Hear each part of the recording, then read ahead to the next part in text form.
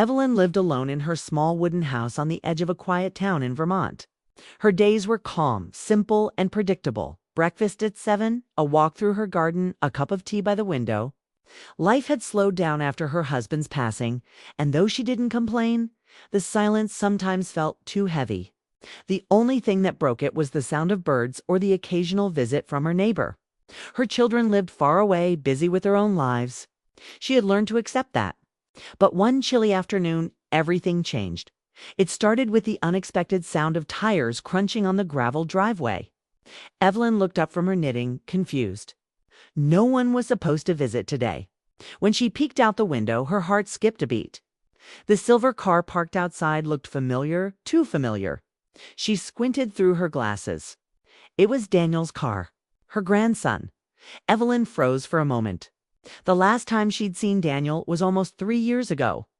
That visit had ended badly, with harsh words and tears. He had been angry with everyone back then. Angry about his parents' divorce. Angry at life.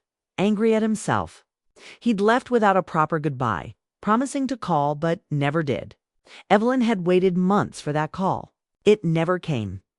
Now, seeing him again, taller, broader, with a faint beard and eyes that carried stories she couldn't read. Her heart swelled with mixed feelings, relief, joy, and fear all at once. She opened the door before he could knock. For a second, they just stared at each other, caught between the past and the present. "Hi, Grandma," Daniel said quietly.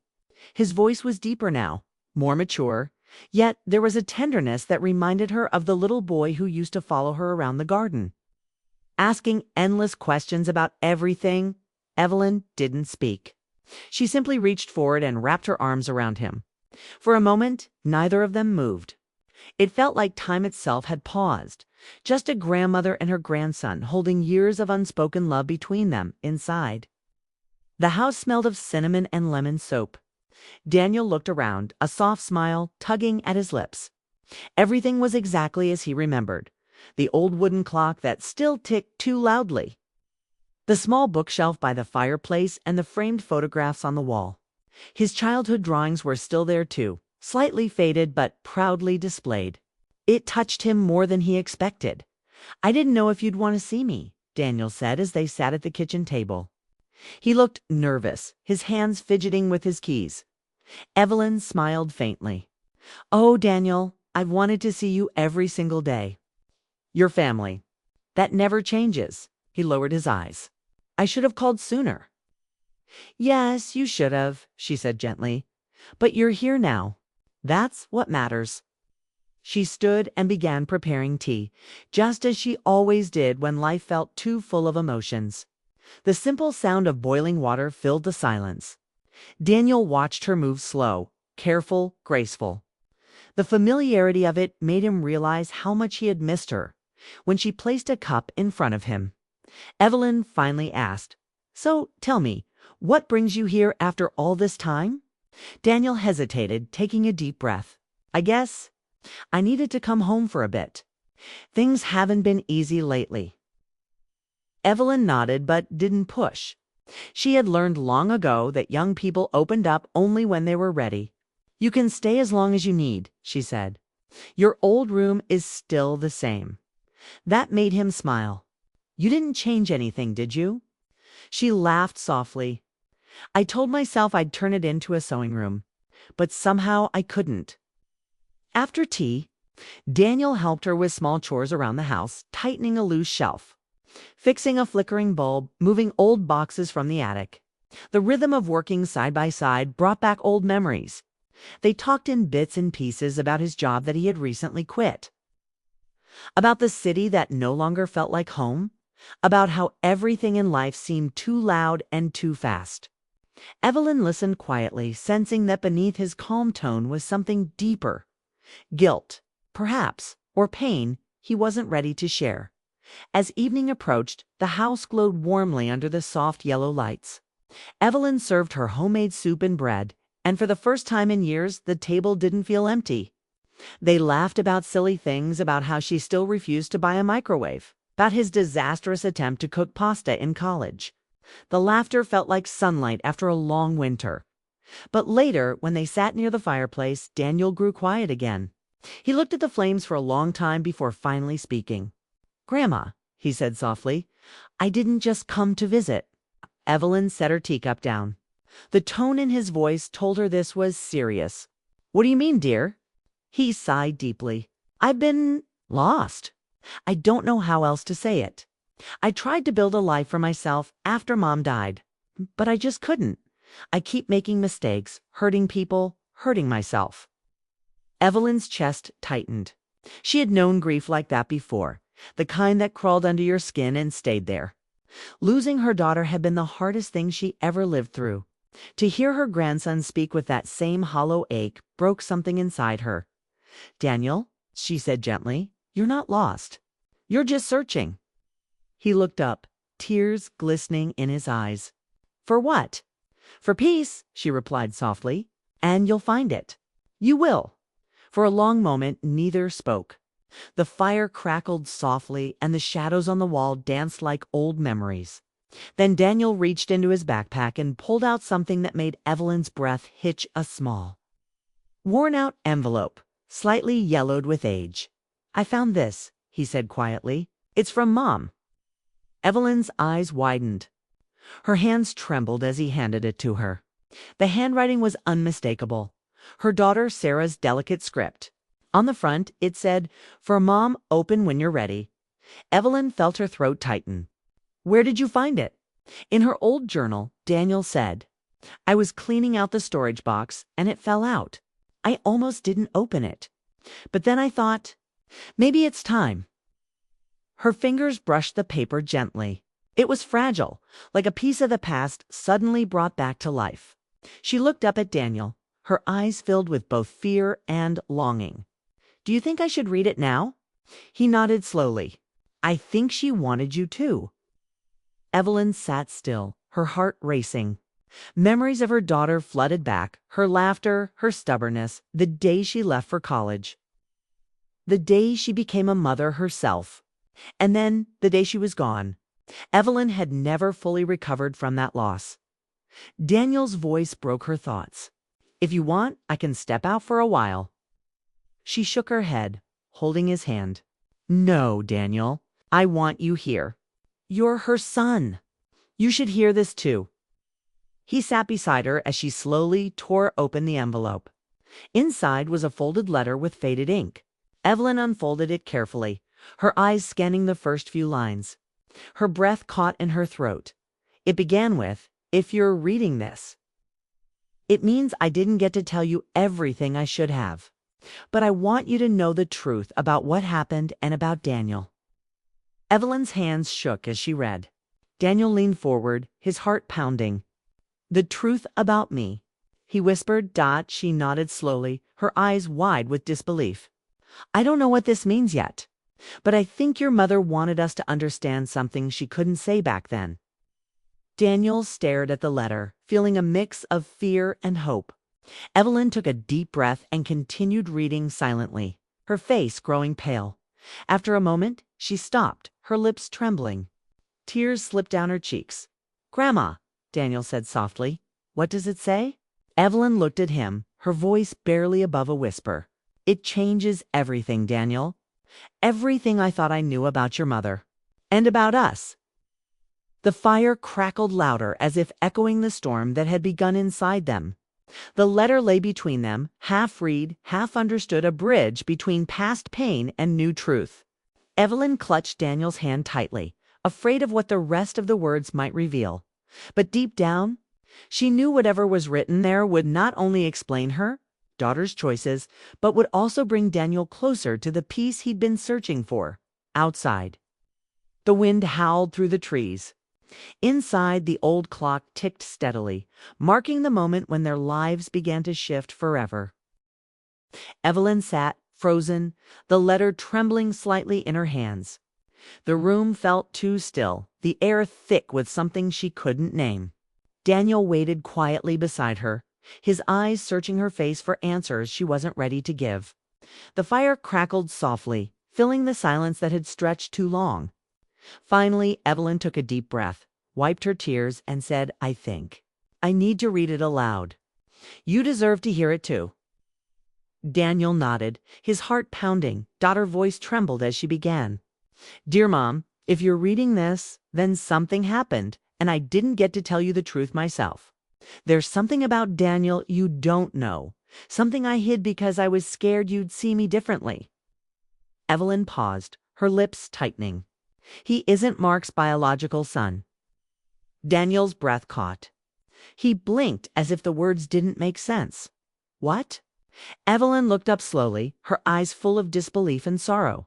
She says, You're not Mark's child. Daniel leaned back, his hands gripping the armrest. That can't be true. Mark raised me. He was my dad. I know, Evelyn said softly, and maybe that's all that matters. But let's finish the letter first. She continued, her voice quieter now. When I was younger, before I married Mark, I fell in love with someone else. His name was Thomas. He was kind, thoughtful, and full of dreams. But our families didn't approve.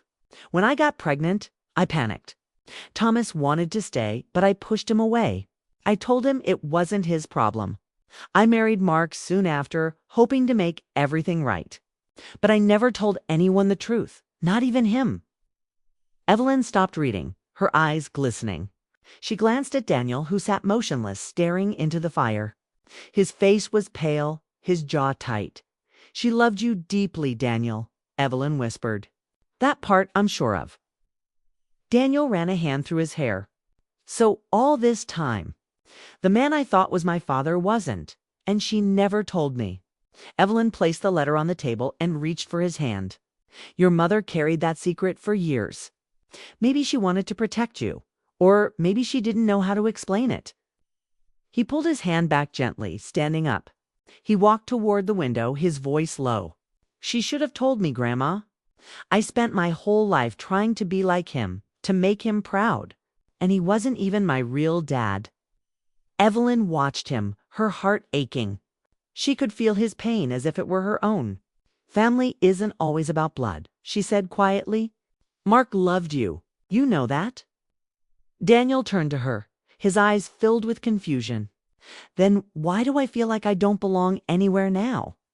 Evelyn rose slowly, walking to him. Because the truth hurts before it heals. But this doesn't change who you are, Daniel. You're still my grandson. You're still Sarah's son. That will never change. He nodded slightly but didn't speak. His mind was spinning with memories. Mark teaching him how to ride a bike, their fishing trips the day he graduated. None of it felt fake, yet all of it suddenly felt different. After a long pause, Evelyn picked up the letter again. There's more. Daniel sat down again, hesitant but curious. She continued reading. Mom, I don't know if I'll ever tell Daniel the truth. Maybe one day he'll find out. Maybe he won't. But if he does, please tell him that Thomas never knew about him. I made that choice. And if Daniel ever wants to find him, tell him to look near Lake Willoughby. That's where Thomas lived the last time I heard from him. Evelyn's voice faltered. He was a kind man, Mom. He didn't deserve to be forgotten. Maybe someday Daniel can give him the chance I never did.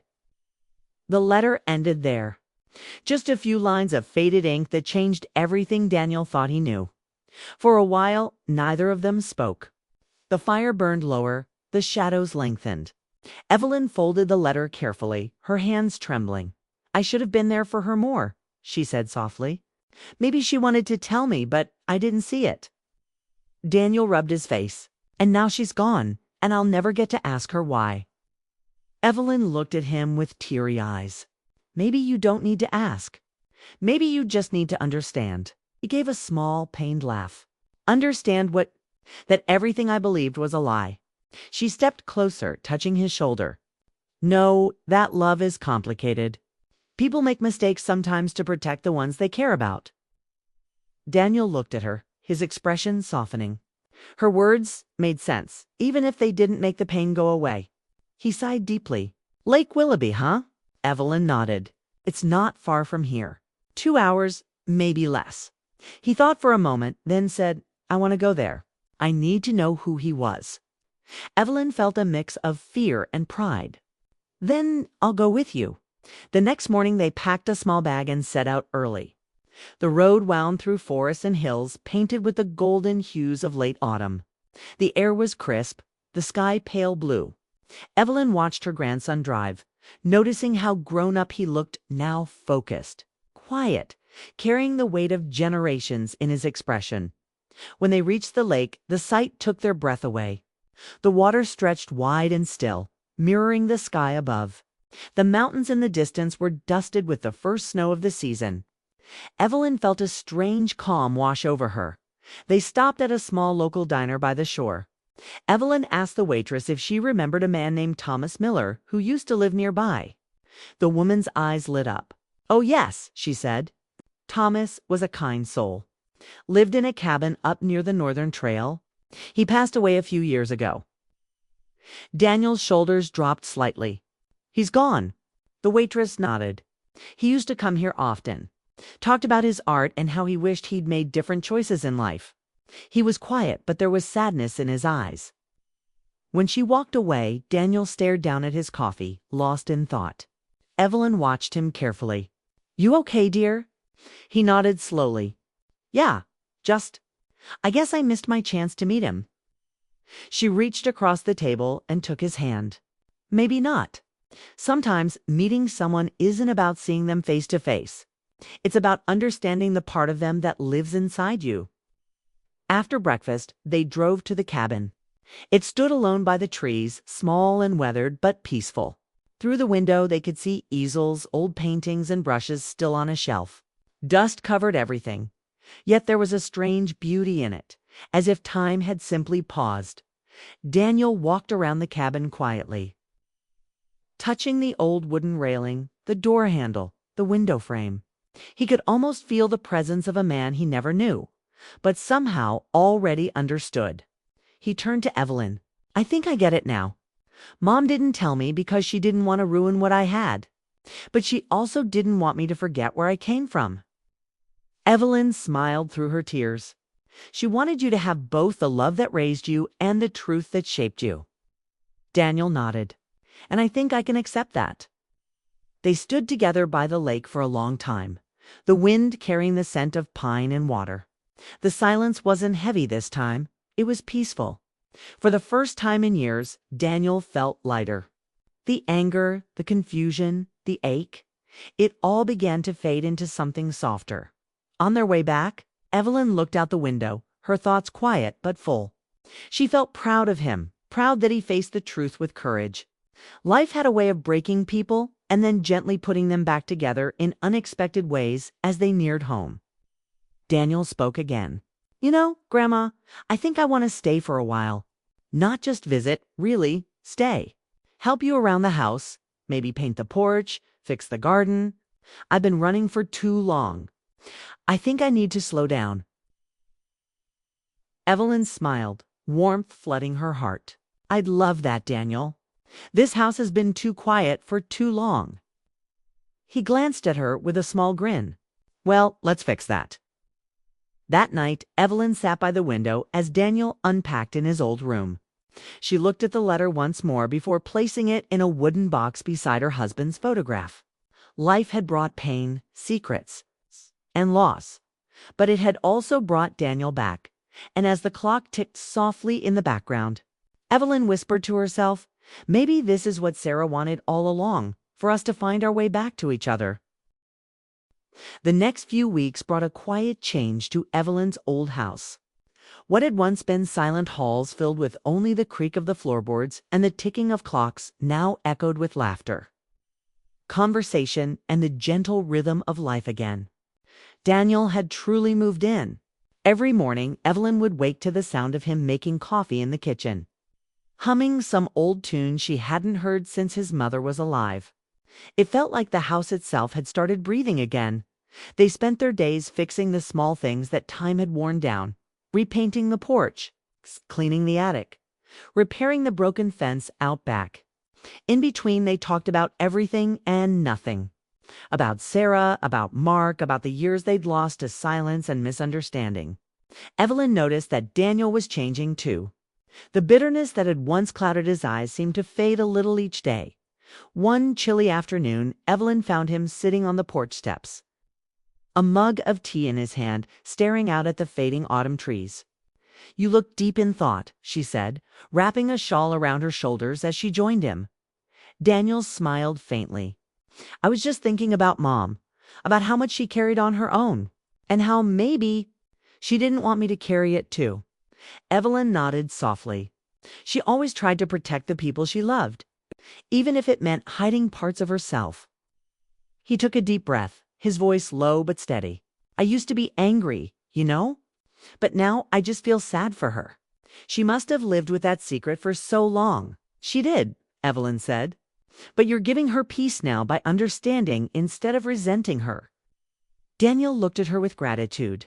"You've helped me more than you know, Grandma." Evelyn smiled, brushing a tear from her cheek. "You've helped me, too. I didn't realize how much I missed having family close until you came back." They sat in silence for a while, watching the last golden leaves drift down from the trees. There was a peace between them that didn't need words. That night, as Evelyn prepared dinner, Daniel came into the kitchen holding a small, dust-covered photo frame. "Found this in one of the boxes in the attic," he said, setting it down gently. Inside the frame was a faded photograph of a young woman, Sarah, smiling with a man Evelyn didn't recognize. "That must be Thomas," Daniel said quietly. Evelyn studied the picture for a moment. The man had kind eyes, a gentle smile, and his hand rested protectively on Sarah's shoulder. "Yes," she said, her voice distant. "I think it is." Daniel looked at it longer, then smiled softly. "You know, I don't feel angry anymore. I think if I'd met him, I would have liked him." "I think you're right," Evelyn said. "He looks like a man who loved deeply, even when he couldn't say it." Daniel nodded. "I want to do something with this photo. Maybe put it with Mom's things. She would have wanted them together." Evelyn's heart warmed at his words. She could see the healing in him, quiet, steady, and real. The kind that only time and acceptance could bring. A few days later, Daniel suggested something that surprised her. "Grandma, I was thinking, maybe we should hold a small gathering. For Mom, nothing big, just us, maybe a few candles by the lake. To finally say goodbye properly." Evelyn felt her throat tighten. "That's a beautiful idea," she said. She never got a real goodbye. They planned it for the weekend. Early Saturday morning, they packed the car with flowers, candles, and a small framed photo of Sarah. The sky was pale and cold, but clear. When they reached Lake Willoughby, the water shimmered softly under the winter sun. Evelyn set the flowers by the edge of the lake, while Daniel lit the candles and placed them carefully on the rocks. The wind was gentle, carrying the scent of pine and earth. They stood together for a long moment. The silence filled with memories neither needed to speak aloud. Finally, Daniel began to talk. Not to Evelyn, but to his mother. "Mom, I wish you'd told me. But I understand now. I know you loved me, and I know you did your best. I met the part of you that you hid, and it made me love you more, not less. I hope you're at peace now." Evelyn closed her eyes, tears slipping quietly down her face. She whispered, "We love you, Sarah. Always have. Always will." They watched as the candles flickered in the wind, reflections dancing across the still water. It was a moment that felt sacred, not in a religious way, but in the way life sometimes pauses just long enough for the heart to finally breathe again. As they turned to leave, Daniel reached into his pocket and pulled out a small folded paper. He placed it under one of the candles. "It's a note," he said softly. "For her." For me, Evelyn didn't ask what it said. She didn't need to. On the drive home, the sky turned a soft orange, then faded into deep twilight. Daniel rolled down the window, letting the cool air hit his face. "You know, Grandma," he said, smiling faintly, "I think she'd be happy now. Maybe she can rest." Evelyn looked at him, her heart full. "And you?" He thought for a moment. "I think I can too." That night, back at the house, Daniel pulled out his sketchbook. He hadn't drawn in years, not since college, but something in him stirred. He began sketching the lake, the candles, his mother's smile. Evelyn sat nearby, knitting quietly, watching her grandson rediscover pieces of himself he'd forgotten. When he was done, he handed her the sketch. "For you," he said. She looked at it and smiled, tears welling again. "It's beautiful, Daniel. Just like your mother's heart." In the days that followed, life found a new rhythm. Daniel started painting again, this time with purpose. He painted his mother's portrait, the lake, and even the old house where memories lived in every corner. He told Evelyn he wanted to host a small art show in town, dedicated to the people who shaped him, both known and unknown. When the day came, Evelyn stood proudly beside him as visitors admired his work. One woman stopped at a painting of the lake and asked, "Is this based on a real place?" Daniel smiled. "Yes, it's where I found the truth about my family and peace with it." That night, as they drove home from the exhibit, Evelyn turned to him. "You've grown into someone your mother would have been proud of." Daniel looked at her and said, "I hope so. But honestly, Grandma, I'm proud of you too. You've been my anchor through all of this." Evelyn chuckled softly. "Oh, I just made tea and listened." He shook his head, smiling. "You did more than that. You reminded me what family really means." Winter melted into spring. The garden bloomed again, full of color and life. Evelyn often watched Daniel from the porch as he painted in the sunlight, his easel set near the old oak tree.